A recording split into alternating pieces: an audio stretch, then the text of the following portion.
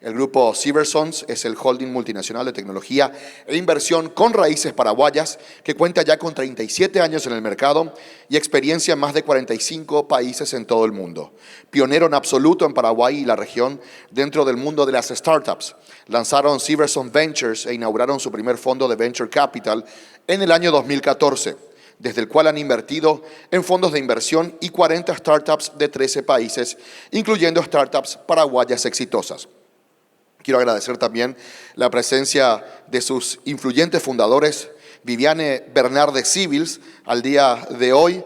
Ustedes sabrán, quiero agradecer a Viviane, gracias por su visión y su comportamiento y compromiso con el país. Un ejemplo realmente de mujer paraguaya. Muchísimas gracias. Les cuento que Draper Cygnus fue fundado en el año 2012. Es el principal fondo de la red Draper en Latinoamérica, con más de 100 inversores y un portfolio de 44 startups, incluyendo 2 unicornios. Actualmente es el tercer fondo de $50 millones para seguir apoyando a los founders más audaces de esta región. Agradecemos también la presencia de su fundador, Ignacio Plaza, el día de hoy. Muchísimas gracias. Gracias también al grupo Cibersons y a Draper Cygnus. Hoy contamos con la presencia del magnate global Tim Draper, uno de los inversores de capital de riesgo más icónicos y exitosos de Silicon Valley, de los primeros inversores en Tesla, SpaceX, Skype, Hotmail y Bitcoin. Hoy será entrevistado en vivo por Gaby Cibils, partner del grupo Cibersons, quien lidera Cibersons Ventures. Gaby estudió informática y neurociencia en la Universidad de California, Berkeley. Vivió casi 10 años en Silicon Valley, trabajando con emprendedores y fondos de inversión. Trabajó también en una startup de inteligencia artificial de San Francisco durante sus inicios y que hoy en día vale más de $1.000 millones. Gaby fue nombrada LABCA Top Women Investors en los años 2021 al 2024. Gaby fue, como ustedes sabrán, también una de las primeras cohortes del Draper University y ha tenido también el gusto de trabajar con Tim Draper, orgullosamente paraguaya ella. Lleva siempre en alto la bandera de nuestro país. Que disfruten al máximo de esta increíble entrevista tan especial el día de hoy y sobre todo a los chicos jóvenes que les veo, les pido un fuerte aplauso también para ustedes porque van a sacar muchísima información y que se animen siempre a mucho más. Demos un fuerte aplauso y recibimos de esta forma a Gaby Cibils. Gaby, adelante. Gracias, Dani. Hola a todos, ¿cómo están? Muchísimas gracias por venir. Este evento es demasiado especial para mí.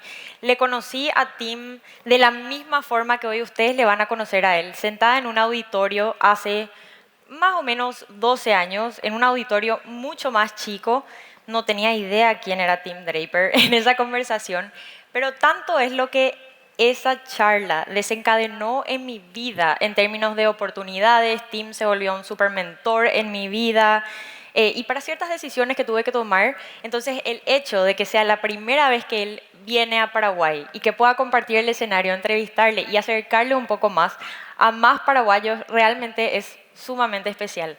Tim es una persona que es obviamente sumamente exitoso, pero una persona divertida, que piensa distinta.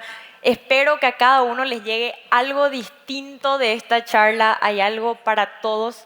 Obviamente hay demasiados más temas de los que vamos a poder cubrir hoy, pero por favor les pido que disfruten. Gracias a todos los que pusieron preguntas. Voy a tratar de cubrir todos los temas posibles, pero bueno, ahora sí comenzamos. Les pido que por favor los que tienen auriculares, es el momento, y por favor, please, everyone, help me welcome to the stage the one and only Tim Draper.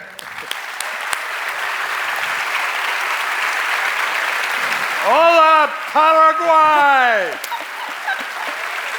Yes. Es muy bueno aquí. That's enough. Okay, That's enough, is right. let's do the selfie so Okay, we get let's it do a over selfie. with. All right. Okay. Tim, I can't believe that you're here. I mean, this is just so epic. What country or number of country is Paraguay in your list of countries that you've been to? Oh, I think I've. Don't take this wrong, but I think I've been to 80 countries. But Paraguay might just be the most beautiful. Okay, there we go. It was about time. It was about time. And it might just be the one that has the most freedom and trust in the political realm. Interesting. And And that's pretty for you to exciting. say that, it's a big And deal. I've been to a lot of countries, and each one I thought, boy, I'm going to really have to train this president. But your president, he's right on the mark. He knows his So stuff. very exciting to be here. Okay, Tim, the idea today is to get you to know you as much as possible in the most comfortable setting. So here we go. Of course, you're Tim Draper. You wear so many different hats. You're known for so many different things. But what would your 12-year-old Tim Draper think of your future? What did, 12-year-old Tim Draper want to be when he grew up? 12-year-old Tim Draper, I'm going to tell two quick stories about the 12-year-old Tim Draper. I was a baseball player, and they didn't really have a pitcher on my team. And I went and I pitched, and they got all excited because I struck 3 people out, and it was really exciting because I've got a big arm. But then they got me to start the next day as the pitcher, and I couldn't throw a strike. I walked 26 batters in a row. That is not good in baseball.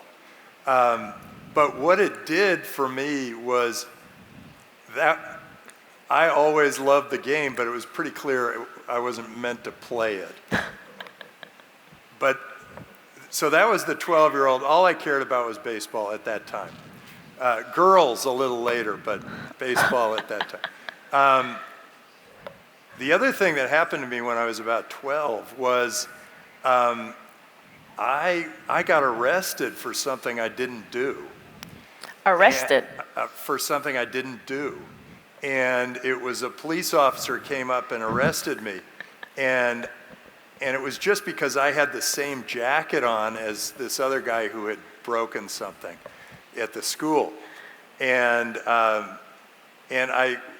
until that moment, I thought everything works fine. The system is fine. My parents, everything they say is right. Everything the teachers say is right. Everything the principal says is right. Everything the policemen say is right until that moment. And at that moment, I realized, wait a second. Sometimes they're wrong. Sometimes they get it wrong. And that was when the beginning of my entrepreneurial spirit came alive, where I said, I'm going to be that one who challenges authority, who challenges the system, and to say, hey, if the system isn't working, I want to see why. And if a company is providing bad service at a high cost, we as consumers need to become entrepreneurs and start another company that competes with it, but with better technology and provides better service. So that's kind of Where it started? where it started, my 12-year-old self. So you hit me just where at the right The exact point. age. And of course, you have very different hats from which you have challenged the status quo. So can you just give us a little quick overview of the different hats that you wear? You know, you're everything from investor to actor to school principal, dad. I don't know. Can you give us a little overview of who Tim Draper is today? Well, I love venture capital because I get to help inspire and fund and drive entrepreneurs forward who are changing the world in a good way. They're trying to make everything better. And so I do whatever I can for entrepreneurs. The school came where Gaby and I met, by the way. The school came out where I realized that I wanted to, well, all these very wise people said that entrepreneurship can't be taught. It cannot be taught. And whenever anybody tells me something can't be done, I think, how would I do that?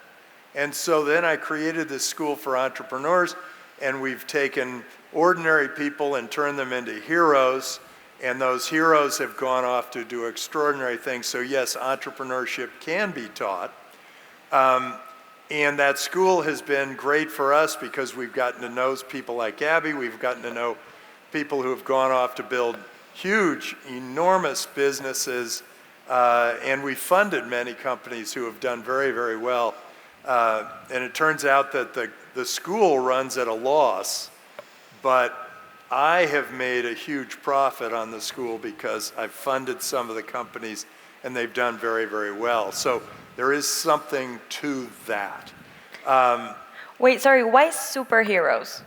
Okay, so superheroes, very good question. You asked it just the right way. Because a hero is somebody you look back on, somebody who did something extraordinary in history. But superheroes are looking forward. They're looking to build something of the future. I don't know if any of you read comic books. I'm big on comic books. There's one.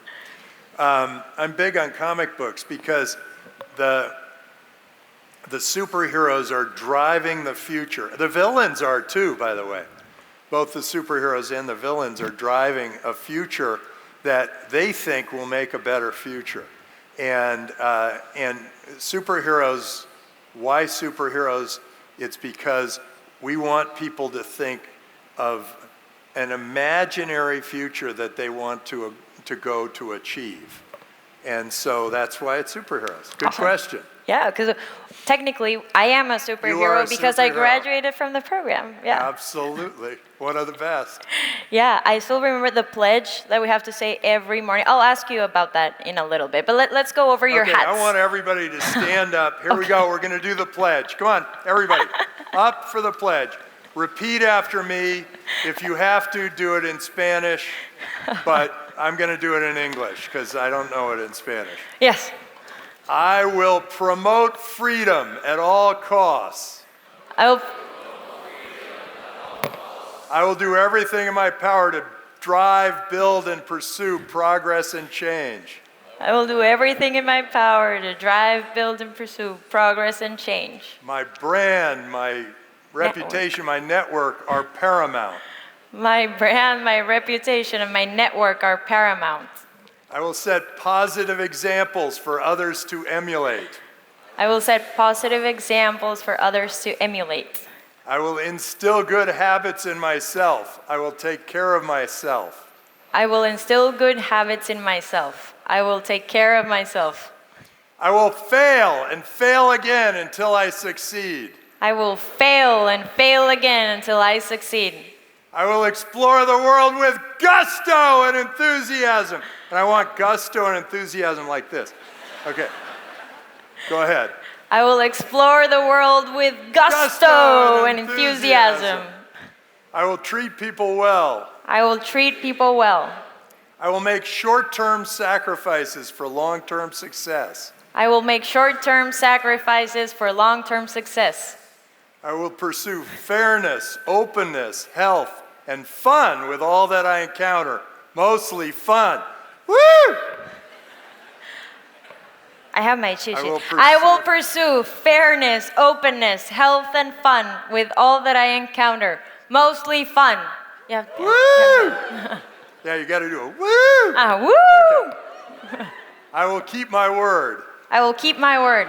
I will try my best to make reparations for my digressions. I will try my best to make reparations for my digressions. Okay, you can all sit down. Woo! Okay. All right. Anytime anybody asks me the pledge, I just do it automatically. Oh, I clearly didn't know that. We were going to go for it. But I love the pledge because it's so optimistic. It's so like, let's do good for the future. Whatever situation you're in or wherever you're coming from, like it's all about doing good. And at Draper University, we had to say this pledge every single day. So it's embedded. You had to say it every day. Every day. If you didn't know it when survival came, yes, you ended up doing many, many push-ups. Yeah. So I learned it You learned It's it well. been 12 and years. And you got But into good shape. Yeah. So it's perfect. Okay, so we have Draper University. Yep. What Meet else? the Drapers. Meet the Drapers. What is Okay, Meet the that's a Drapers? show. We created a show, and the idea is that I interview entrepreneurs, or not just me, the Drapers interview entrepreneurs. My son Adam is another Draper. Woo! He's right there in the front row. We interview entrepreneurs, and then it's a competition that rises to the top, and the winner gets $1 million investment. I don't know how that Maybe next translates edition to in Paraguay. Maybe. Maybe what? Maybe next edition we include Paraguay. Now that you've been here. I think so. Yeah, maybe, I think maybe. so. We're about to do it in Buenos Aires. There you go. And we're doing it in Honduras. So So you at have to be least we Paraguay. should do it Yes. here. Absolutely. Has to be Paraguay. Okay, so Draper University, you're like the school And Meet with the Drapers, principal dean. both of them really attract entrepreneurs. It's interesting, Draper University, you know, at first I was just grabbing people, trying to get them to come, but over time it got, you know, higher and higher quality, more and more people who wanted to come. So now it's quite hard to get into, but we're really looking for the best talent anywhere to start businesses, and that's a good flow for us. And Meet the Drapers also now, some contestants have gone from 0 to $1 million in sales just by being on the show. Oh, And so the show has that sort of snowball effect on somebody's career. totally. So it's working out pretty well too. So Not bad. How many a lot viewers, of the things how many I've tried viewers did didn't you have work out. just to understand the How many range? what? Viewers. Of your there show. are 300 million who have access to it, and about 30 million see it each time. Not bad. So maybe next edition of Meet the Drapers will get a Paraguayan startup to Yeah. get that We'll exposure. get a Paraguayan audience. Yes, we will. Okay, wait, so we're just a quick overview. Draper University, Meet the Drapers, investor hat, and then family hat. Right. The venture capital business is what really drives me. And as an investor, a lot of people ask the question, what do you look for in an entrepreneur? And I'll tell you it's sort of 3 pillars, so kind of easy to think about. One is a market that's currently driven by an oligopoly that provides bad service at a high cost. And that could be anything from big pharma to bulge bracket banks to big government to you name it. Lots of big industries not providing good service. The second thing is that we look for new technologies that can be applied in a unique way to an industry.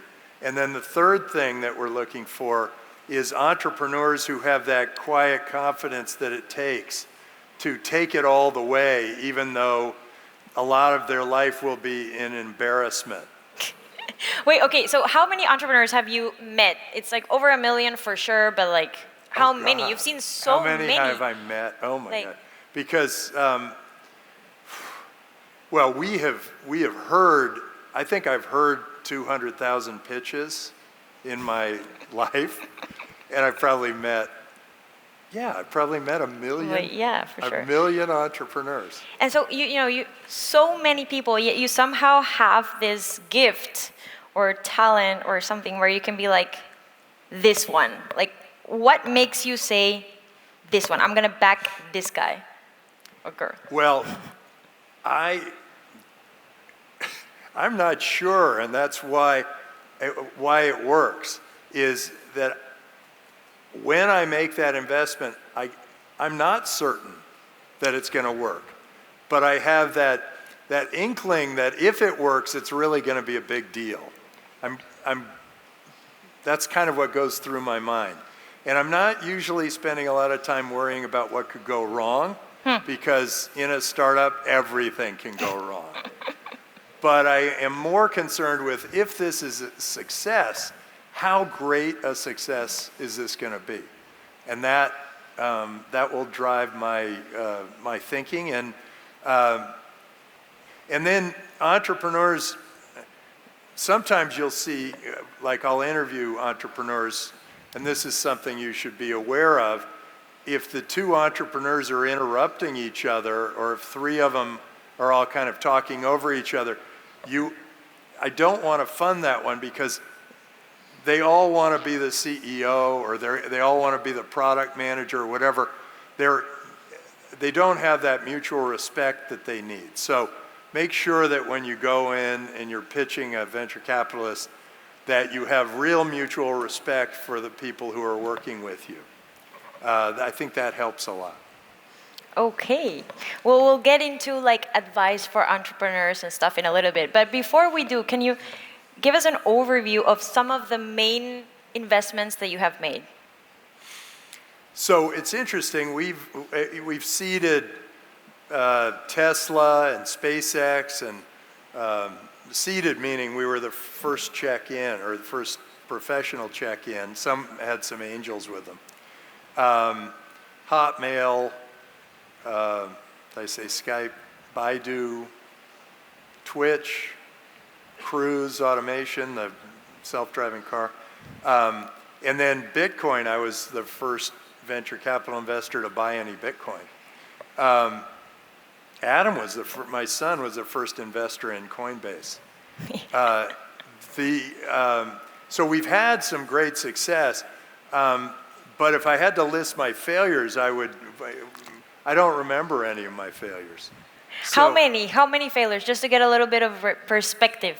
Okay, let's say I've invested in 3,000 companies, I would guess at least 800 went completely out of business, and maybe another 1,000 got me my money back or a little less, and then a few of them really made a huge impact. And they continue to. These companies keep growing. Once it becomes a success, and it was a long shot in the first place, hang on for the ride, because it's going to just keep going. So it's usually a minority percentage of the investments that you have made, the ones that provide the larger returns. Do you have an idea of what percentage that is, approx? Well, I think we probably lose money on half of them and make money on the other half, something like that. Some money on the other half? Yeah, but I normally when I talk to my investors, I say, we might lose 80% of these, but just to set expectations. Just in case. Yeah. Wait, and how do you get these deals? I mean, it's not like, everyone could have invested in these deals very early on. So how did you meet some of these entrepreneurs? For example, I don't know, Baidu. Why even go outside of Silicon Valley? Well, I went outside of Silicon Valley because it was very fresh territory, and no other investor had ventured out. And I did a lot of traveling as a kid, so I knew what it was like to be at different places. And a lot of people have that xenophobia. They're afraid to, get involved with strangers. So, but for me, it's like exhilarating and fun and dynamic. So I love the idea of being here in Paraguay and seeing what kind of an entrepreneurial environment you have. I think that's going to be really something. And so how do I find companies? We want to be the first call you make if you say, I want to start a business. We want you to think Draper. We want you to think, get on Meet the Drapers, the show, go to Draper University, find a Draper startup house, go to Draper Associates for money. We just want you to think Draper, Draper, Draper when you are starting a business. We're pounding that message into people's heads, and so they know where to go. From all different channels. Yeah, and that includes other venture capitalists. We'll tell them, look, send us the ones that are too early for you, or we'll go to. A lot of our best companies come from entrepreneurs who we backed before, and then they bring us referrals. And now a lot of great companies are coming out of the TV show and the school. Very And, cool. and actually some of our best deals come from Boost, and that is Boost VC is where my son created an accelerator, which is now a venture firm.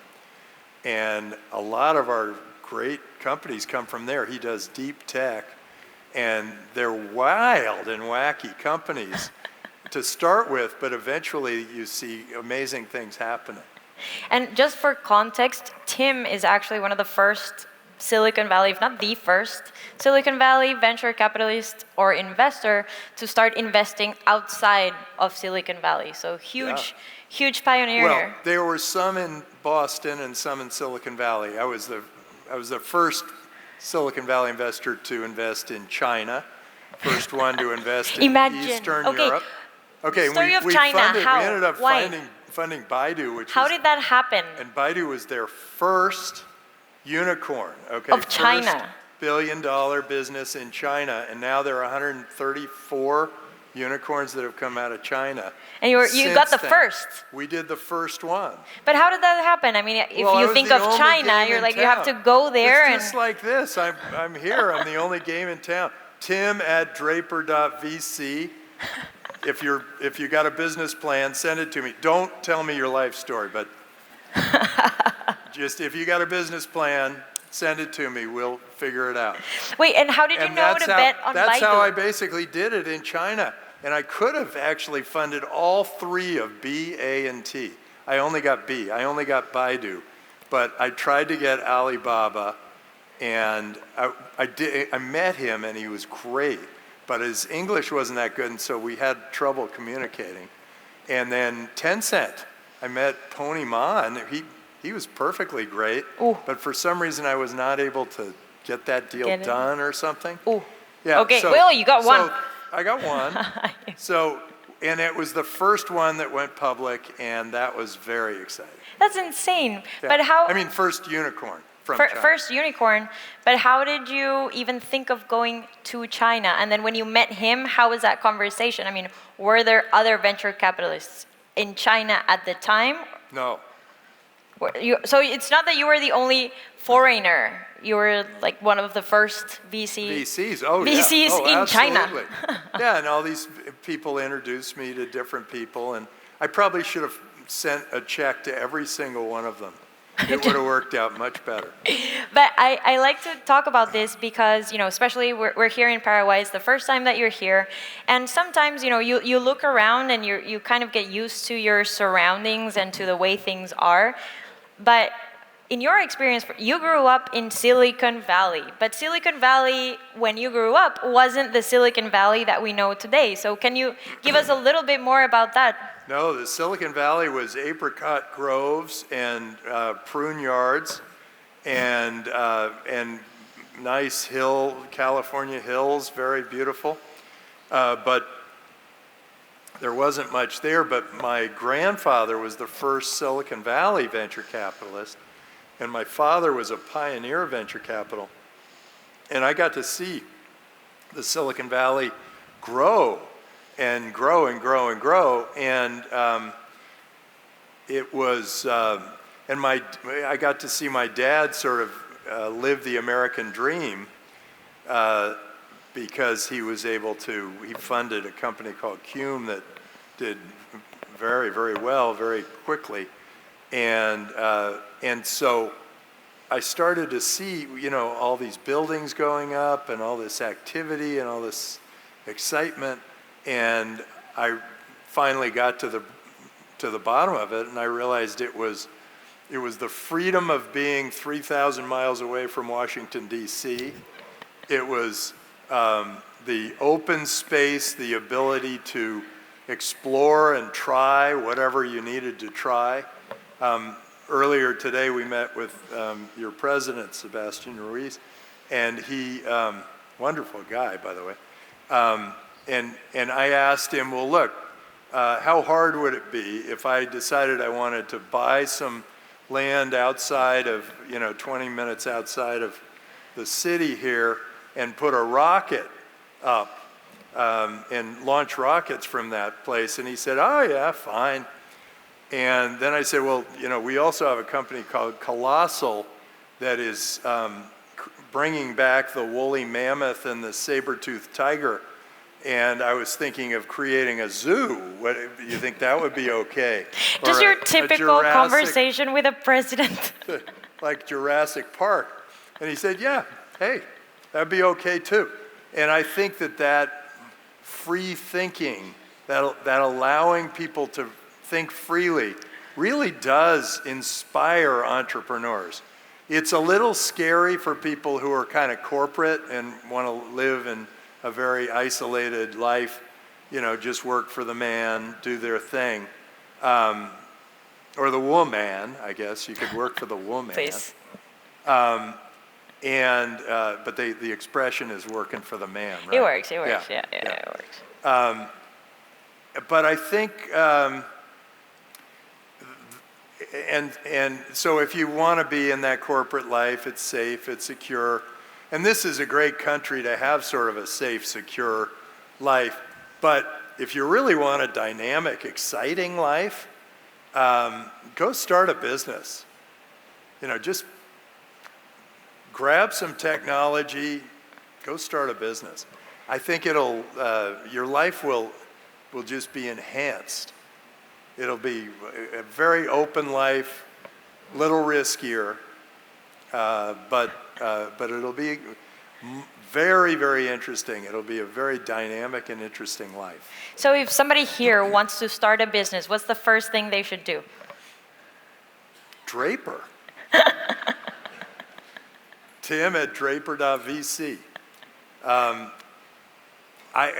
That's what I would do. Or I would apply to Draper University. I'd take the first step, just as we did at Draper University. Draper University, we have this ritual. First day at Draper University, everybody gathers around the pool. And I say, well, what do you do? What's that first step? How do you, what do you do? You're about to start a business. And they say, oh, I got to find a customer, got to research the market, create a product, patent the product, whatever. And I say, well, all those things are very important, but I would just take the first step, and then I'm in my suit, and I go right in to the water, and it's freezing cold, and then everybody follows and jumps in, and that's sort of the first lesson is you don't know what the water's going to be like, but you got to take the first step, and then something will happen. I love that exercise. It's one of those things that is so obvious, but at the same time, you never think about it. You're like, I need to, figure out what problem I'm solving, get a product, maybe get a team or anything. No, it's just actually get started. Like, take the first step. And then speaking of rituals at Draper University, the first night we're assigned to write this 100-item bucket list. Where does that come from? Why 100-item bucket list? So that came from my friend Ted Leonsis, who started Redgate. He sold it to AOL, and then he bought 2 professional sports teams. And he was on a board with me, and we were in an airplane, and we were in Hawaii, and going from one island to another. And the airplane hit a lot of turbulence. Like, we were bouncing our heads against the ceiling. Oh, like real turbulence. It was real turbulence in the airplane. And he looks at me and he goes, have you made your bucket list? And he actually called it, have you made your list of 100 things you want to do with your life? Oh. And I said, no. And he said, sit down right now in this airplane and write it. Like right before you might die, like write it just in case. Yeah, and I got through about 80 while I was bouncing around. The handwriting's not very clear, but I got through about 80 of them and in that plane ride, and then I wrote the other 101. 101. Oh, 101, yeah. And there's a reason it's 101. Why? Because the first one that comes to mind is one that you've got to get done right away. Yeah. Yeah, because it's just first, it shows up, and for me it was run a marathon. I knew I had to do it. Did that happen? If you're going to do it, You got to check it off. And then the 101st is one that's been sitting in the back of your mind. If it's 100, then it's just 100 and you write them out. But if it's just 101, 100, yeah. there's one that's kind of important to you that sits there in the back of your mind. And that's the one that really matters. It just So reminds go ahead, me. make your bucket list tonight. Make your 101 item bucket list. And I remember that, you mentioned how important that 101 item was. And I thought I was a super big deal. I was like right out of high school when I went through the program. And I remember my last item was change the world. And Look at and you're wait, doing it right here. No, wait. And you called, you asked the students, who wanted to share their last item. And I thought I was like this super big deal. So I was like, I want to change the world. And you were like, how? And I had no idea. Like, I just want to change the world. But it's always this perspective that you have that is like, okay, but take action. It's not only leave it at these like big ideas and big dreams, but actually, take the first step. Like, do something about it. What are you going to do about it? So I think that's pretty awesome. I don't know if when you were there was the Hero-a-thon. Did they have a Hero-a-thon? Hero-a-thon? I think you were before the Hero-a-thon. I was before the Hero-a-thon. Yeah, because we do a Hero-a-thon where it's like, okay, how are you going to change the world? And what do you want to happen out there? And then how are you going to do it? And then what's the product or service that's going to help you do it? And then how are you going to make money on building that I was part of like product maybe or the service? pilot version of the. I didn't get to that part. I don't know. In some ways it was better then. In some ways it's better now. So I loved it. I'll the stick to pledge- my version. The pledge will never change. The pledge is awesome. What's the story behind the pledge? How did that come about? My good friend Cree Edwards, as I said, I was going to start a school and I wanted him and a number of other people to come help by speaking to our first class. He said, you need a pledge. And I went, okay. And I went back and it just spewed out of me. It was like it came In one go. It came from the spirits. It just went right onto the paper. And that's it. That's the one we still say It to never this day. changed. Yeah. And you heard it. It's good, right? Yeah. Anyway, that's how it happened. That was the pledge. Okay, Tim, tell us about some of the investments that you've made. Oh, by the way, that first class that we had, Bitcoin was at $180, and I had these little Bitcoins, the Cassius coins. Anybody ever seen one of those? Yeah. Anybody? Yeah. Okay. They're really rare now. Like, they're worth like $200,000. I handed them out like candy to every single one of my inaugural speakers, anybody who came to speak. And they put them wherever they put them. And then, of course, the price of Bitcoin is up around $100,000 now. And those are worth about $200,000.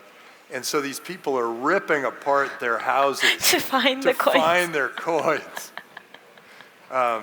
Fortunately, most of them, I think all but Harris Barton, have found their coin.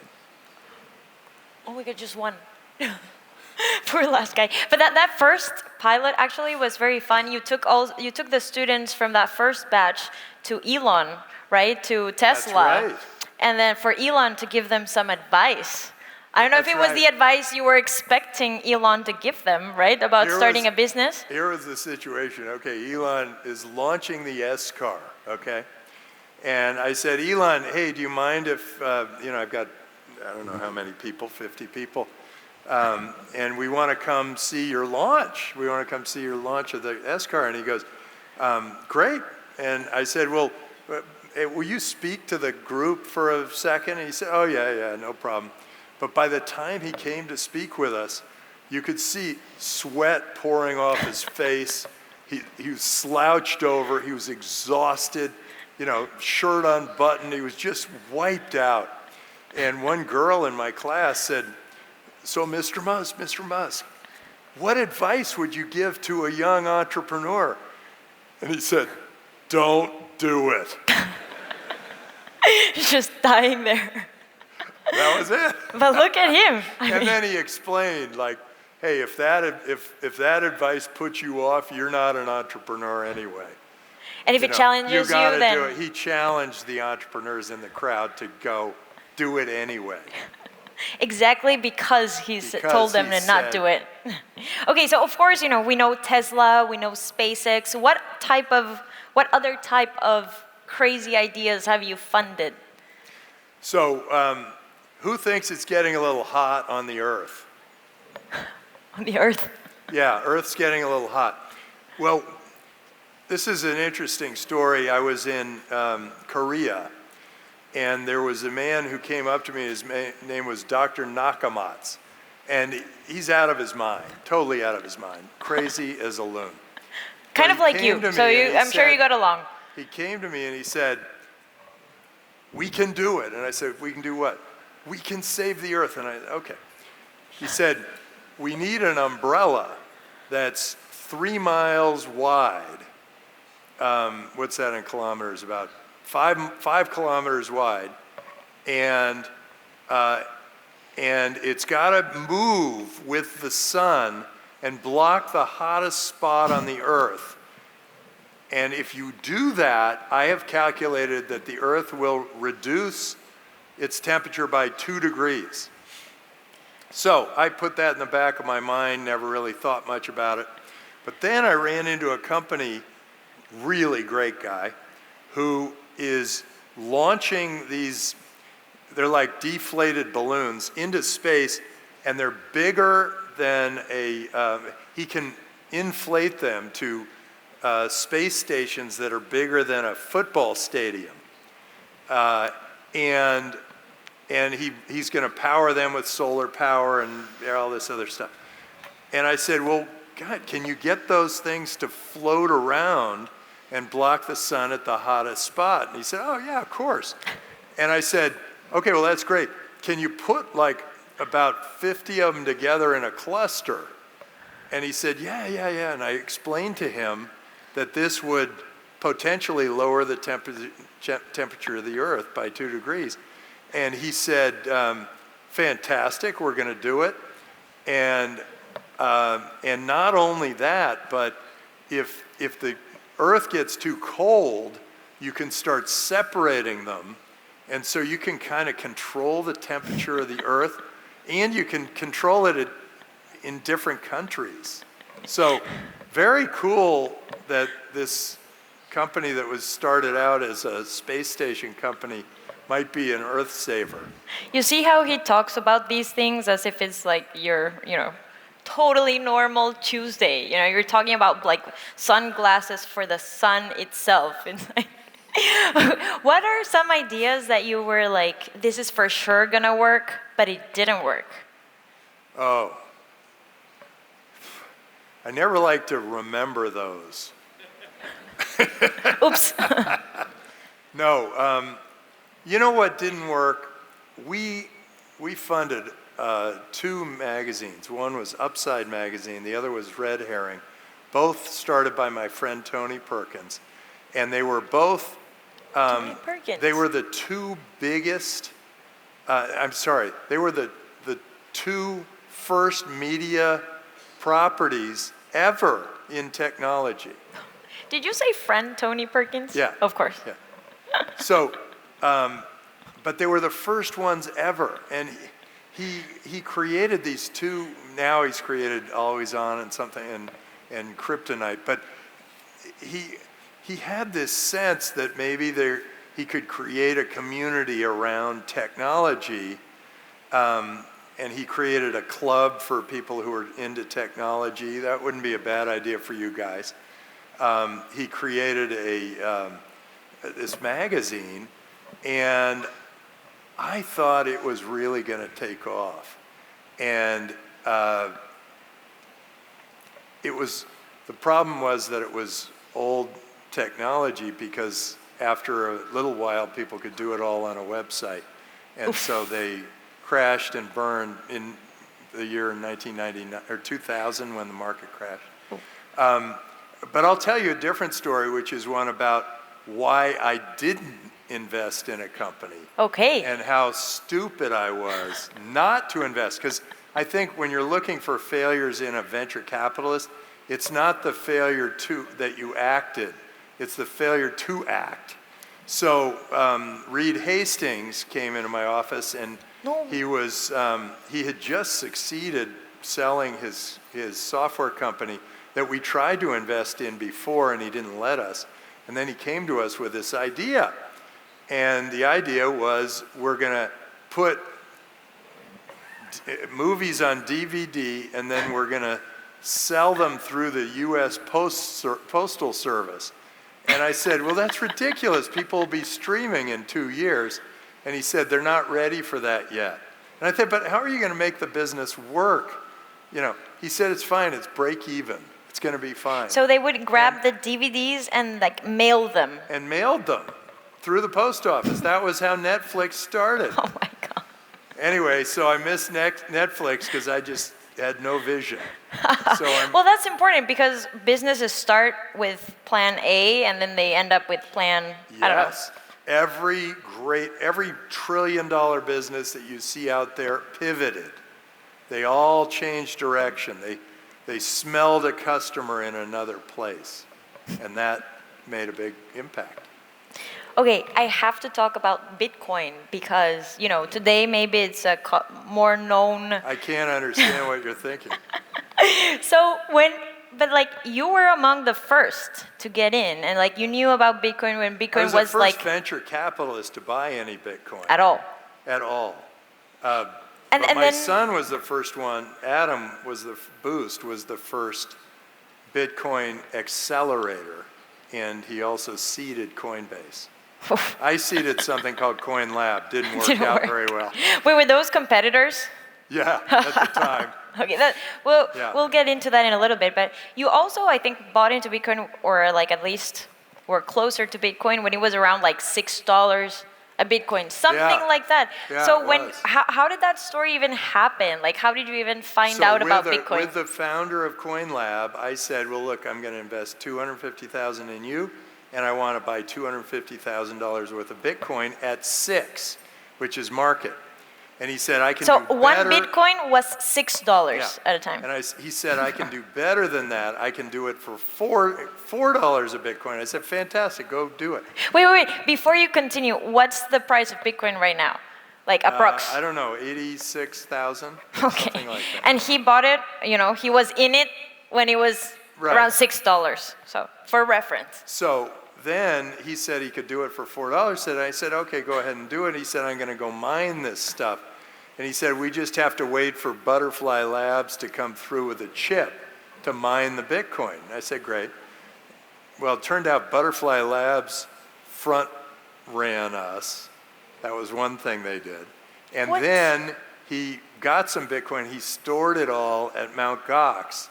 And Mt. Gox was the biggest Bitcoin trading system. Wait, so they were going to provide you with the chips, but instead they kept the chips. They mined it, and they kept the Bitcoin. Yeah. So yes. Yeah, it was the Wild West. And then he stored all the Bitcoin that we got, which was less than the 40,000 I would have had, at Mt. Gox. And Mt. Gox was the exchange, and Mt. Gox disappeared all the money. Did they really just completely disappear? It disappeared, and then they figured out later how to bring it back, but that wasn't until all the lawyers had come and eaten the carry-on. Wow. Then I thought, that's the end of Bitcoin. Too bad, because I thought Bitcoin was going to be a great thing because we needed a digital currency. But Bitcoin only dropped about 10 or 15% on the news that Mt. Gox, the biggest exchange, had just stolen all this money. Wow. And it dropped only how much? Only 15%. And I thought, wow, people really need this. And so that's when I started really doing the research. And I realized it's transparent, it's global, it's open. It's the next anthropological leap forward for, it's the equivalent of going from shells to gold, or gold to the promise of gold, or promise of gold to the promise of a government. This is the next thing.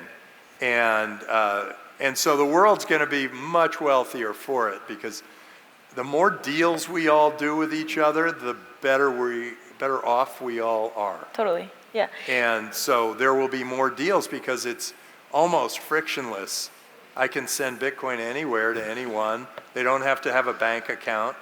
They might need a ledger or a Coinbase account, but they don't need a Totally. But to go to a so bank. today, of course, you say digital currency. It sounds pretty obvious, but when you first find out about it, like, how did you first find out about that concept? Or was it something that you always knew? Like, at some point, we're going to need digital currency. Like, how did that come about? It was another Korean. Okay. This was a Korean We have to go to Korea. guy. We got to go to Korea. Yeah. Adam, we're going back to Korea. I met this Korean guy, and he said, about half of Korea is playing this game, Legend, I think it was called. Maybe that's not right. But anyway, about half of Korea is playing this game. I said, well, really, how does it work? And he said, well, it's like simulates life. There's money, there's everything. And I thought, money? Really? Inside the game? Yeah, money. And he said, yeah, and I'm buying my son a sword for $40. A sword? And I thought, well, why are these two concepts connected? Why did he jump from here to here? And then he had to explain to me, no, this isn't a physical sword. This is a sword that plays in the game. Oh, wow. That is pixels on the screen. So he can use it as inventory to kill off the dragons or whatever.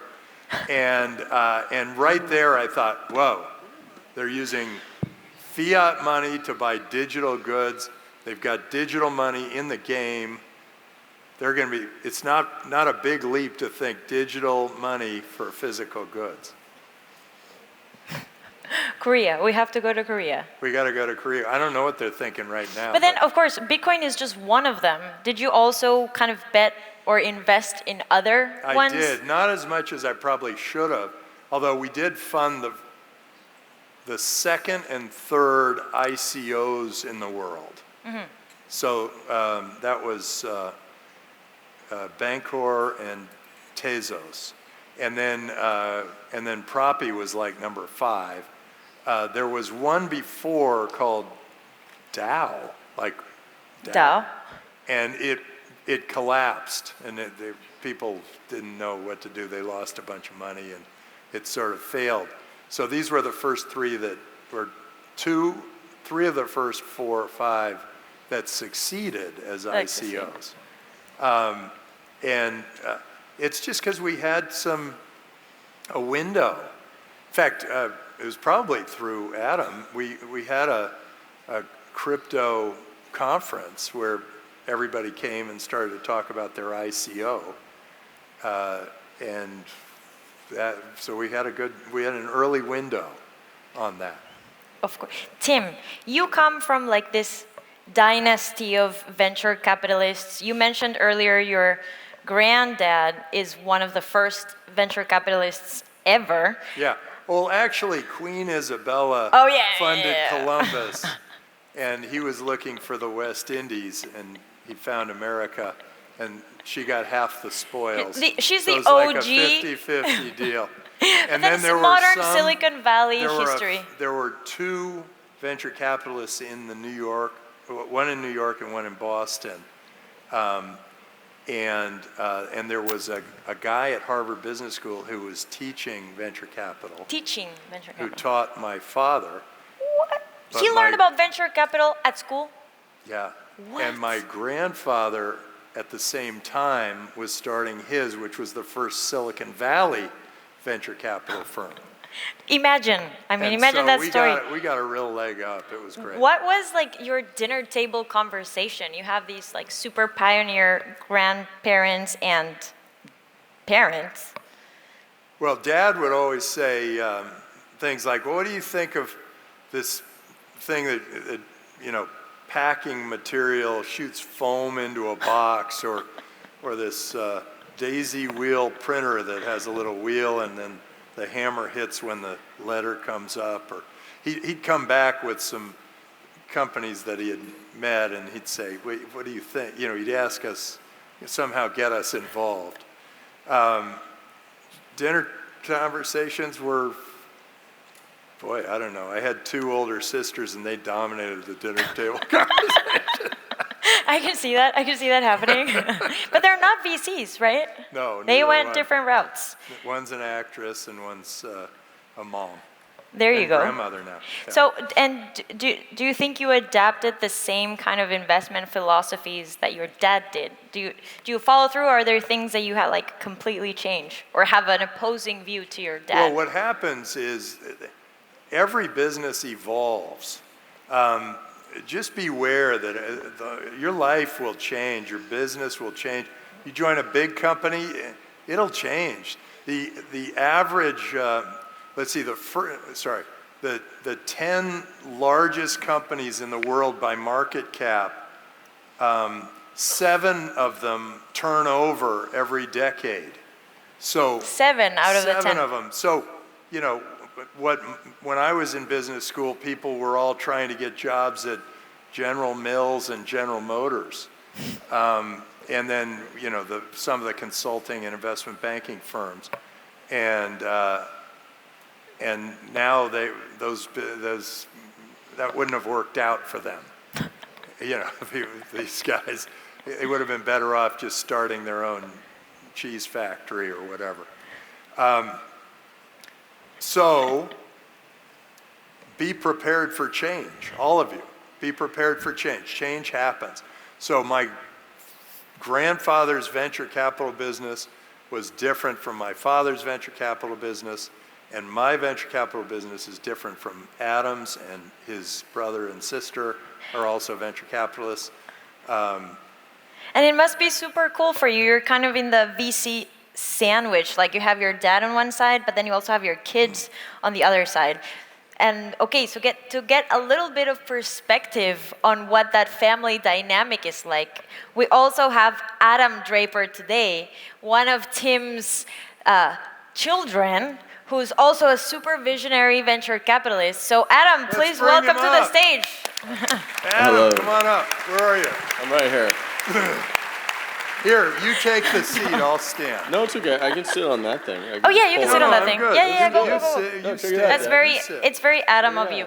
Yeah. It's perfect. Adam, what was it like to grow up with Tim as a dad?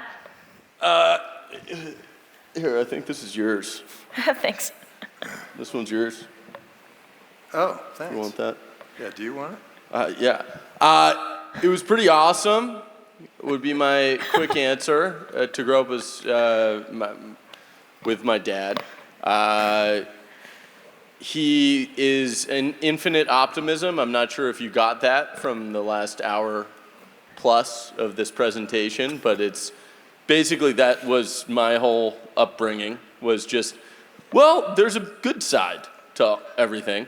And that marinated, and I have a similar optimistic outlook on the world, which has helped me in venture capital, so it's been great. My quick intro is I run Boost VC. I know my dad already mentioned that. But I was the first investor in Coinbase and Benchling and Amplitude and a bunch of other really amazing founders who were neglected by the market, so I got to invest. And you also have this very unique vision, right, that you kind of want to build. You invest in like the very crazy ideas. Yeah, first check. Let's hear, what were the last few things? We're about to invest in a company that's trying to cure sleep. So Cure sleep. Yeah, like. What does that even mean? Yeah, it's basically the idea that you only need, the best people in the world for sleep actually only sleep about 4 or 5 hours, where the average is sleeping about 8. And so what if we could all be at 4 to 5 hours and still be like moving in that direction? My dad and I both invested in the company bringing back the woolly mammoth. I invested in a company. Say that a little bit more slowly. We both invested in the company bringing back Jurassic Park. That's the goal of that company, at least from my perspective. They will disagree with me, but that is my goal. We invested in a company trying to offload consciousness from the brain into a computer. We recently invested in a company that uses computers to talk to mushrooms. That guy's wild. Wait, why would you do that? Well, it turns out mushrooms are like this incredible center of nervous system of the like ground part of the planet. And so it could be like the first warner of earthquakes or weather or pollution. And if we can communicate with them, Of course. so crazy things. That's what we invest in. Did you ever invest in like competitors besides the Coinbase Coin Lab? Like, is that power, a thing? But we invest together in one of the nuclear power. Actually, it's generally a really good sign if I bring him something and he says no, but I love it. It's a good thing. Oh, that's Like that's interesting. been true for quite a few companies. PlanGrid, Coinbase, Amplitude. You did That's Benchling. right. I did Benchling with it. And then, but since then, we collaborate a lot. Like Good. it's not like a rivalry. I just have better decision making than him. I don't disagree. But like, I've met your family like behind the scenes, and it's kind of like what you said today, Adam, like who you see on stage is like who they really are, like also behind the scenes and as a family. And that's something that I always like looked up to when you as a family is like, you're these like super successful people, like visionaries and everything, but like you keep your family together and you have this beautiful family. So how do you do that? How do you balance, the super intense business side with this family values and like keep them all together? You don't seek balance is my quick answer. If you're if you're going to build something, if you're going to be in venture capital, I think a big part of it is it's sort of like a beautiful soup of life, right? Like Soup. I don't know. Recipe? Recipe is better. That's a better word. I like soup. But you want to be present wherever you are with whoever you're with. If you're with your family, you're present with your family. If you're with your team, you're present with your team. And it's about spending resources energy resources in the right way.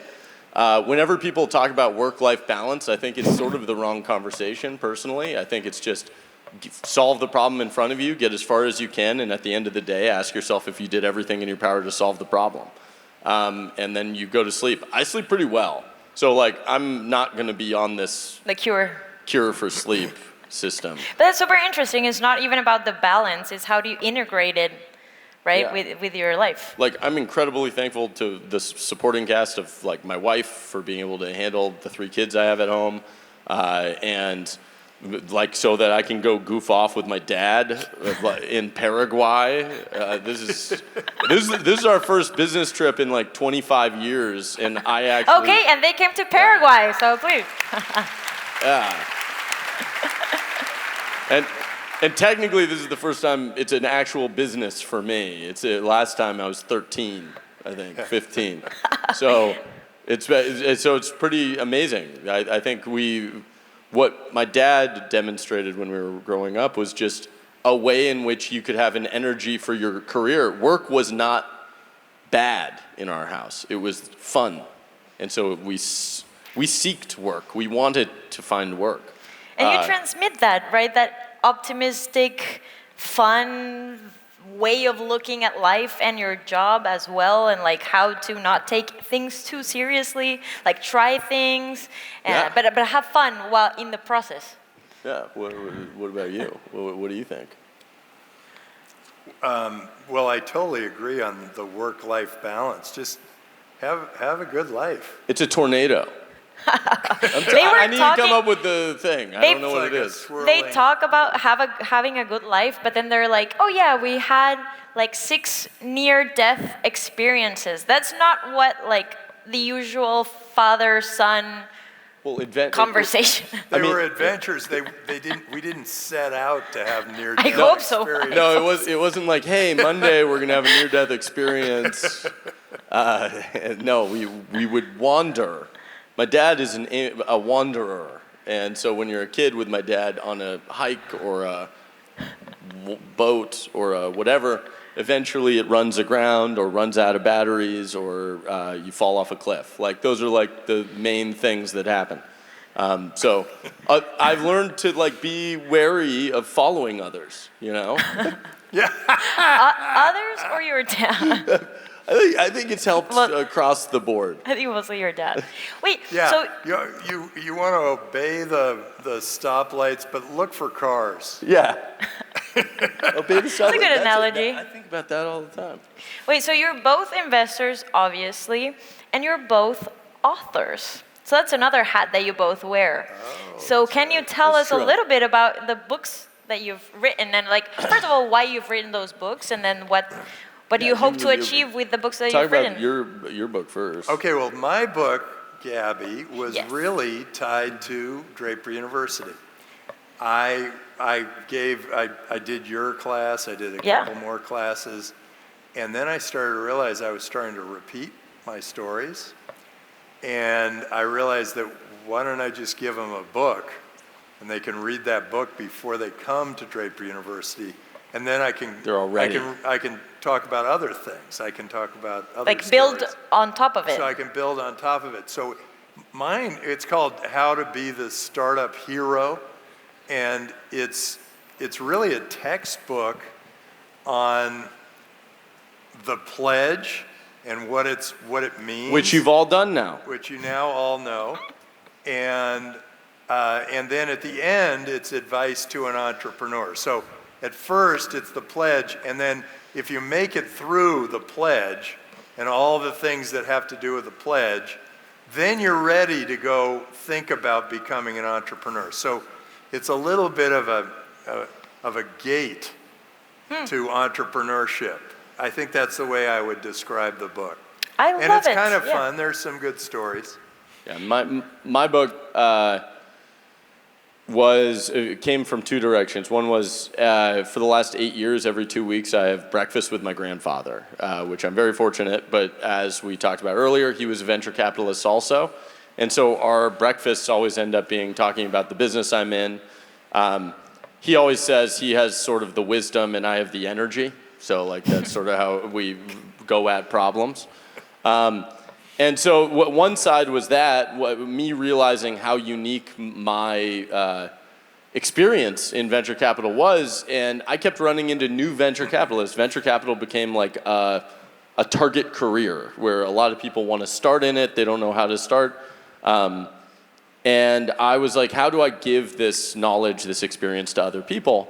And so I started to just write down, and I started to write a blog post, and I wrote a blog post called Breakfast with Pops.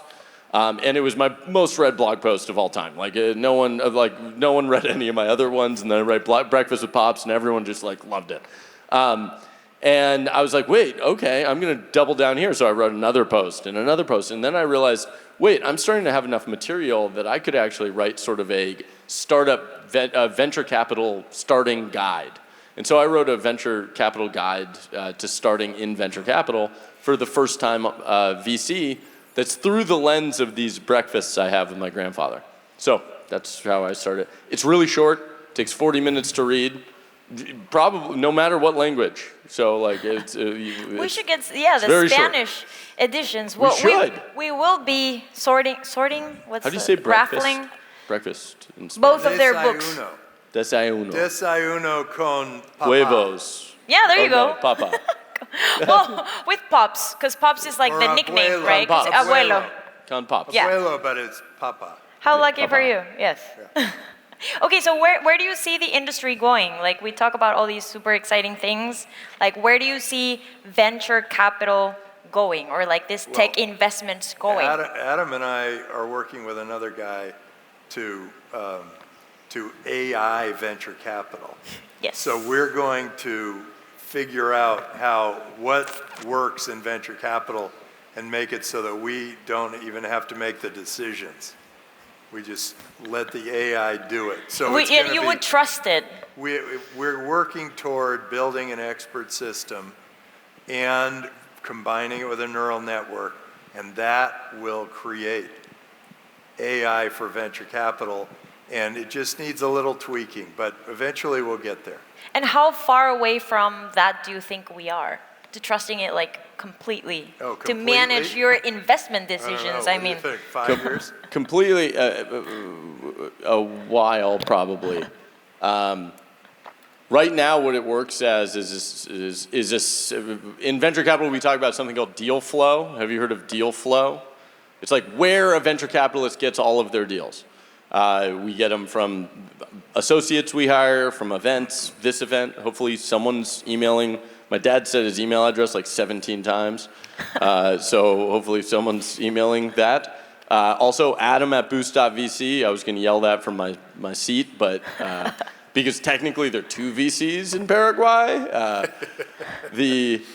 But I look at it as it's another funnel of deal flow. And so we actually did our first AI-generated, there was a list of companies that was generated for us to look at, and we did a deal. And that's crazy. Like, we live in the future now. And so really, at what point do we start to trust it? We still trust our judgment on the investment, but trusting the deal flow is going to come pretty quick. So that would be my answer. Yeah, I think AI is really fun.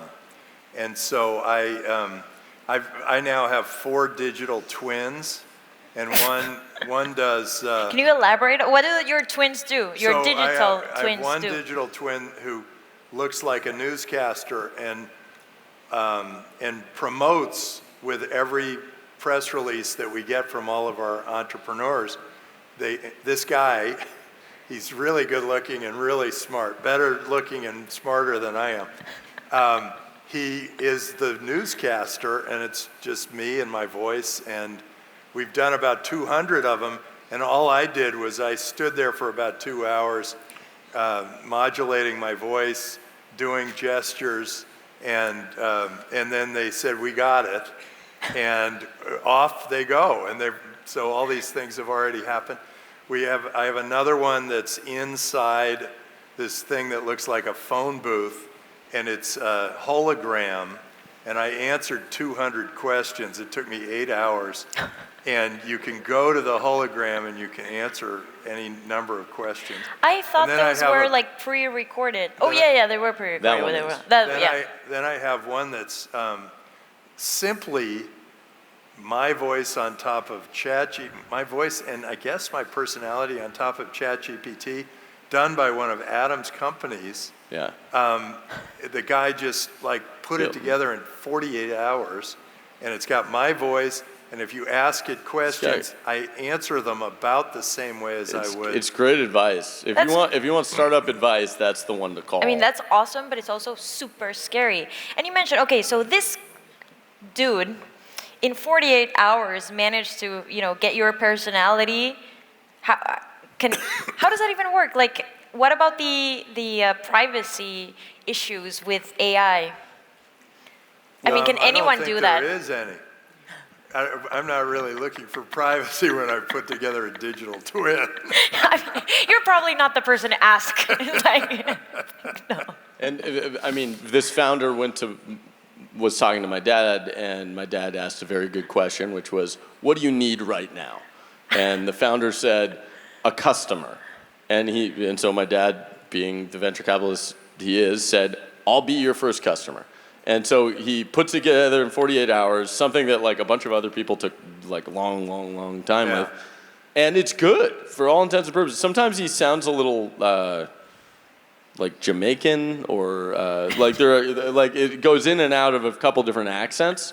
But the content's good. He also made one of me and my grandfather. And so we actually have a bunch. A full family? Can you do family. A digital twin family reunion? Yeah, so we're trying to remove ourselves from this process. No, it's the goal is how can we get the best founders building the biggest companies, and how do we get to meet them? And we try everything. The thing I've learned from my dad is you try everything. You just try stuff to find what the right deal flow mechanism is to find the right company. Everyone thinks it ends up being like one spot that you get all the best deals through, and it's never that way. It's all of them. But that mentality also applies to the entrepreneurs, right? It's just try things. It's not only for the investors. I mean, that's great advice for investors, just try it out, but then also especially for entrepreneurs, kind of just try. Because we hear about these, super crazy and futuristic ideas, and coming from Paraguay, sometimes these stories or these people, they seem so far away. So what advice, what recommendations, what anything could you share with us to kind of bridge that gap so that the stories don't seem distant and we feel like, these stories can also come from Paraguay? Paraguay needs one tech entrepreneur unicorn, and then you will be inundated with entrepreneurs here. Great things will happen. You just need that one. That one. And then How do you get that one? It doesn't feel That's as the question. remote. Yeah. If it's somebody here, it doesn't feel so remote. So then the question is, how do you even get that first unicorn? Oh, wait. When little people were trial and registering, they could ask questions. So I tried to embed them in the conversation. But the most recurring question was, Tim, where do we put our money? What do we do with our money? Like, if you were to start investing right now, I know what he's going where would you start? I have this tie. Can you guys see it? Look, I'm not a financial manager. I'm just all in on Bitcoin. I think it's like transformative for society. I think it can be accepted everywhere. It can move easily. The world's going to be better for it. The unbanked can use it. So many good things about it. The other option is to put your money into Boost VC or Draper Associates. But I think invest in yourself. There it is. Got there. Invest in yourself. That's where you put your money. Well, I was going to say the one thing that we keep learning, everyone has cited this stat that Paraguay has, the average age is 26. Like, that means that the average person in Paraguay should be taking the ultimate risk with their career right now and trying to build something incredible. Like, that is the perfect age where you've worked long enough, where you know how the world works, and you have enough trust in your network to be able to build something. I was gonna say, bet on yourself. Like, take your money. If you're not gonna bet on yourself, buy some Bitcoin, because that's obvious. That's like a no-brainer. But like, on the other side, it's never a bad bet to bet on yourself on something that you're interested and curious about. That seems to compound over time. You meet people who can help you. You find Ocean's 11 crew to be able to support your crazy idea. The trick is getting all the best people in the world to work on your problem. Like, that's the thing you're trying to solve for. So invest in yourself, take the first step, and take risks. Speaking of which, we have the risk master himself. Where does that title come from? It's funny, I've never really thought of myself as taking risks. I always thought of myself as just trying stuff. Experiment. And so it's a little bit more of that. But the risk master thing, that came from the Parker Brothers game Risk. What? The board game. From the game? I thought it was Have you guys played the Risk, whole venture capitalist the board thing. game? No, but then when I wrote the song, The Risk Master, that was all about the entrepreneur. The reason I used the word Risk Master was that I'm not sure I'm allowed to say his name because he's a super rock star, and I wasn't supposed to say his name. He was writing this song with me, and he said, well, I can't sing the word entrepreneur. I just can't sing the word entrepreneur. And I said, I've got it. We're going to call it the Wristmaster. So go look that one up on iTunes or whatever. I feel like we need a preview of the song. Just a little preview. The choir. All his mattress money. Divorced his prom queen, hometown honey. Scraping up his alimony. Friends think he's a little funny. Needs a world-class CEO. Just another million or so. Get him to some real cash flow so Tears and Sweat can IPO. For 15 years he's been outgunned. Bankers demanding blood refund. Companies looking moribund. Even drapers will not fund. Wait, and now the best part, the choir. He is the wrist master, lives fast and drives faster, skates on the edge of disaster. He is the wrist master. Woo! Give him applause. The other side of our family's musical. It's got 3 verses, but I won't take you through them. He basically goes through all of this turmoil. Then the salesman shouts, "We got it. Company's going to show a profit. Everything's great." And then the last verse is, everybody wants a piece of his hide. Press wants him fried. Court wants him tried. Anyone this rich must have lied. And then it goes, he is the Wristmaster. Anyway, there you go. It's the Wristmaster. I've seen my dad perform that song in apparently many an times. insane number of places. Like, it is very impressive. So yeah, I mean, I knew it right off the bat. I knew the first line, which Now means you I've heard it check a lot. Paraguay. Definitely heard Yeah, it. it's locked in there. Yeah. You had it. Anyways, thank you so much, Tim. Thank you so much, Adam. Are there any final thoughts? Invest in yourself. Take the first step. Experiment. What else? What's your final message? Paraguay.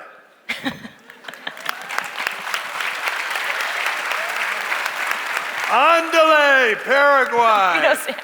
Andale. How many of you are going to start a company? I can see you, so you can raise your hand. There's a bunch. Okay. Oh, yeah. Right 1, 2, 3. now. Right now. Right now. Take out your Email me. phone and email adam@boost.vc. And just say, hey, I saw you talking on stage, and Here's my deck. You seem super cool, and here's my deck. There we go. Yeah. Thank you so much for being here. Thank you, everybody. Great job. Yay, I'm so happy. You're awesome. That was the best. That was the best. Great interview. Gabby's the best. Gabby is the best. You're the best. What we- Adams. Let's take a picture on stage. Let's take a picture. I can't And believe by the you're way, in Paraguay. Gaby is also a venture capitalist. So I am. So 3 venture capitalists here. 3.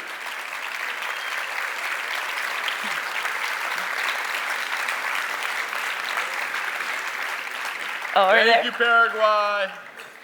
All right, go get him, Paraguay. Thank you, Don't be a everyone. Thank change you. agent.